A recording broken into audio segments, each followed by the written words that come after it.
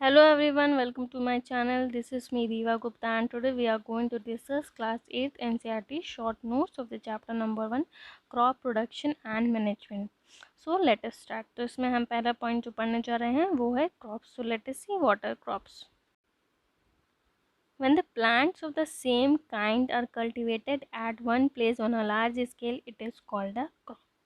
तब जब हम एक ही तरीके का प्लांट को कल्टीवेट करते हैं किसी लार्ज स्केल पे, मतलब बड़ी सी फील्ड पे, तो उसको हम कहते हैं क्रॉप. फॉर एग्जाम्पल क्या है, crop of wheat means that all plants grown in the field are that of wheat. तो इसमें क्या है, क्रॉप ऑफ वीट में हमने एक बड़ी सी फील्ड में सिर्फ वीट के प्लांट्स को कल्टिवेट किया है, तो इसलिए हम कहते हैं उसको ये है क्रॉप ऑफ वीट. अब क्रॉप्स को हमने दो तरीके में डिवाइड कर रखा है on the basis of their season. तो पहला है खरीफ क्रॉप और रबी क्रॉप्स. अब खरीफ क्रॉप क्या होता है, खरीफ क्रॉप वो क्रॉप होते हैं जिनको हम ग्रो करते हैं रेनी सीजन में, दैट जो कि है जून और सितंबर. और रबी क्रॉप्स हैं जो जिनको हम ग्रो करते हैं विंटर सीजन में, जो कि है अक्टूबर से मार्च. अब ये देखते हैं कि खरीफ क्रॉप और रबी क्रॉप्स के एग्जांपल्स क्या हैं. खरीफ क्रॉप्स के एग्जांपल है पैडी, मेज, बाजरा एंड ज्वार. और रबी क्रॉप्स के एग्जांपल क्या है, wheat, barley, peas and gram. Now let us see what are the agriculture practices. मतलब हमें किसी क्रॉप को कल्टीवेट करने के लिए क्या क्या प्रोसीजर फॉलो करना पड़ता है. तो पहला है preparation of soil, then sowing, adding manure and fertiliser, then irrigation, after that protecting from weeds, then harvesting and storage. तो पहला क्या है, प्रिपरेशन ऑफ सॉइल. तो पहले हमें क्या करना पड़ता है, जो मिट्टी होती है उसको ल्यूज़ करना पड़ता है. दूसरे में सॉइंग, हमें सीड्स को लगाना पड़ता है. सीड लगाने के बाद हमें उसमें मैन्योर और फर्टिलाइज़र ऐड करना पड़ता है. फिर उसके बाद हमको वाटर देना पड़ता है उसको. आफ्टर दैट जब उसमें से प्लांट्स ग्रो करने लग जाते हैं तो उसमें एक अनवांटेड जो है प्लांट्स ग्रो करते हैं उनको हमें रिमूव करना पड़ता है. उसके बाद जब क्रॉप ग्रो करता है तो उसको हार्वेस्ट कर लेते हैं. देन हार्वेस्टिंग के बाद हम उसको स्टोरेज करते हैं. Let us see one by one all this. तो पहला है प्रिपरेशन ऑफ सॉइल. तो preparation of soil, the process of loosening and turning of the soil is called tilling और प्लॉगिंग. तो इसके दो मेथड्स हैं प्लॉगिंग के. एक तो मैनुअल मेथड है और दूसरा है हमारा ये ट्रैक्टर से. तो मैनुअल मेथड है उसमें हम जो है ह्यूमंस और जो है ये हमारे काउज़ हैं इनका यूज़ करते हैं. तो इसमें बहुत टाइम टेकिंग होता है और लेबर भी लगता है. और जो मॉडर्न मेथड है उसमें हम ट्रैक्टर की हेल्प से लेस टाइम लगता है और लेबर भी बहुत कम लगता है.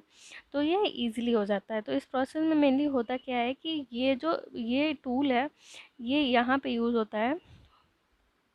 तो इसकी हेल्प से क्या होता है, जो सॉइल जो हो जाती है वो लूज़ हो जाती है.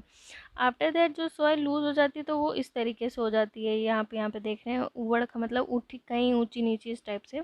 तो उसके बाद हम उसको लेवल करते हैं. तो लेवलिंग करने के लिए हम ये वाला इंस्ट्रूमेंट यूज़ करते हैं. तो जैसे क्या होता है कि जो पूरी सॉइल है वो लेवल में आ जाती है, एक जैसी हो जाती है. तब नेक्स्ट हम देखते हैं कि सॉइंग क्या करते हैं. सॉइंग में क्या होता है कि हम जो है बीज लगाते हैं. तो बीज लगाने के क्या होता है, पर्पज़ होता है, मतलब कि बीज जो है हम ऐसे लगाने होते हैं कि वो एक पर्टिकुलर डिस्टेंस पे लगे रहें, ताकि क्या हो कि जो मतलब कि जो बीज है उसको एक एक बीज हर बीज को प्रॉपर न्यूट्रिएंट मिलता रहे. That is good quality of clean and healthy seeds of a good variety are selected. ये फार्मर एक सेलेक्ट करता है. इसके दो मेथड्स हैं, traditional method of sowing and a seed drill. तो ये था हमारा ट्रेडिशनल मेथड और ये हमारा सीड ड्रिल. तो सीड ड्रिल में हमने एक ट्रैक्टर लिया है और ये है हमारी seed drill.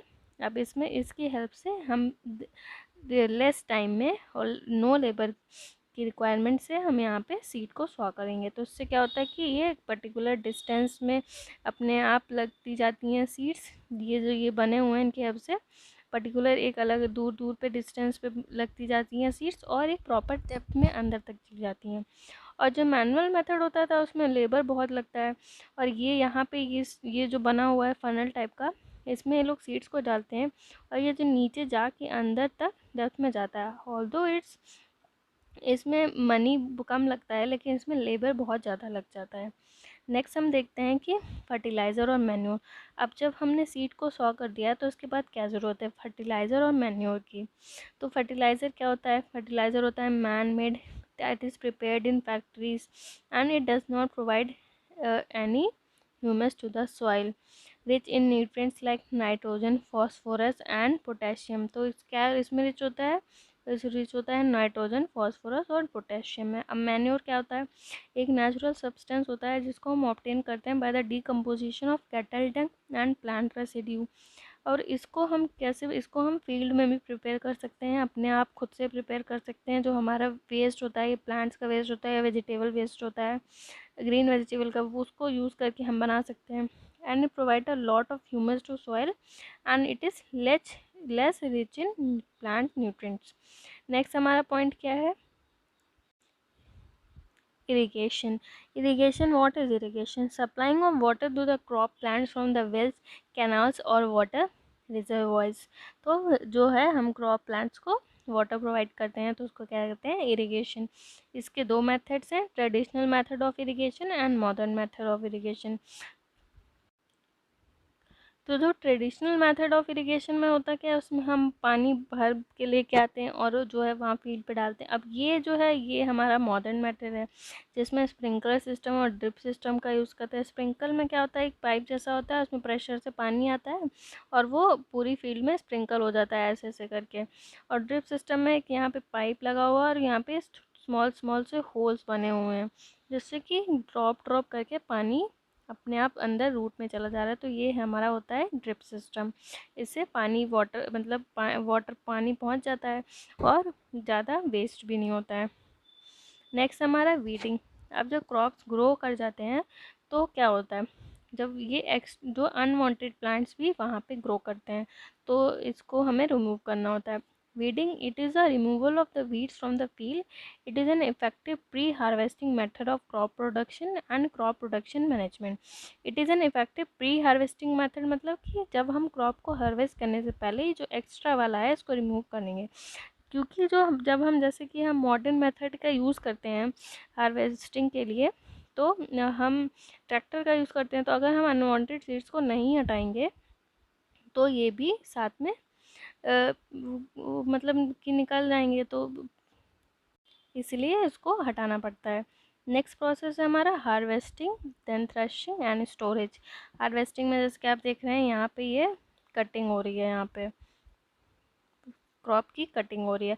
Once the crop is matured